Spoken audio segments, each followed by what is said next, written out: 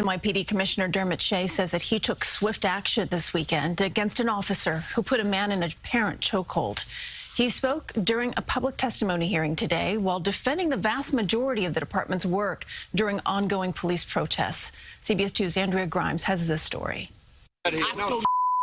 The NYPD body camera video shows officers on the boardwalk in the Rockaways, called there initially, police say, by passerby who reported this man acting erratically Sunday morning.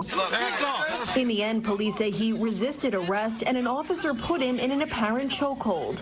Chokeholds are not only banned by the department, the city council just voted to criminalize the use of them by police.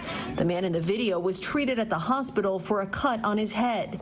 It's the latest in what State Attorney General Letitia James calls disturbing actions by police. Why do they keep happening? You had 4 officers roughly engaged with 3 gentlemen on the boardwalk for probably 10 to 20 minutes, exercising extreme restraint. I think people should be condemning the acts, in my opinion, of the individuals, the language they used. But at the end of that story, an officer put his hand around a person's neck. NYPD Commissioner Dermot Shea says he swiftly suspended that officer without pay. He spoke about the incident during virtual testimony to the Attorney General.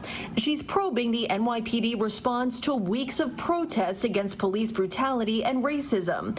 Shea says less than 10 officers have been disciplined so far for their actions covering the protest. He testified they are the isolated exceptions in a department where some 400 officers have been physically attacked since the protest began. These were extremely violent almost from the start, and the violence was directed towards the law enforcement personnel that were present. While Shea stood up for the vast majority of his officers, James grilled him about their tactics, including this video in Brooklyn of 2 police cars driving towards protesters. You thought it was appropriate that the cars can be used to, I guess, clear a road or to mow down peaceful protesters?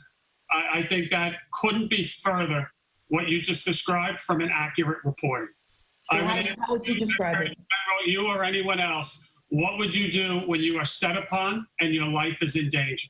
Shea said no one was injured. He said they do have to regain some trust that's been lost, but noted those who back them are doing so privately. No one will come out and support the police right now because they are scared, because they will get shouted down. And I think that's really sad. James countered it's not an issue of trust, but of bad cops who engage in misconduct. Andrea Grymes, CBS 2 News. The Queens District Attorney says that she is not prosecuting the man in the apparent chokehold video.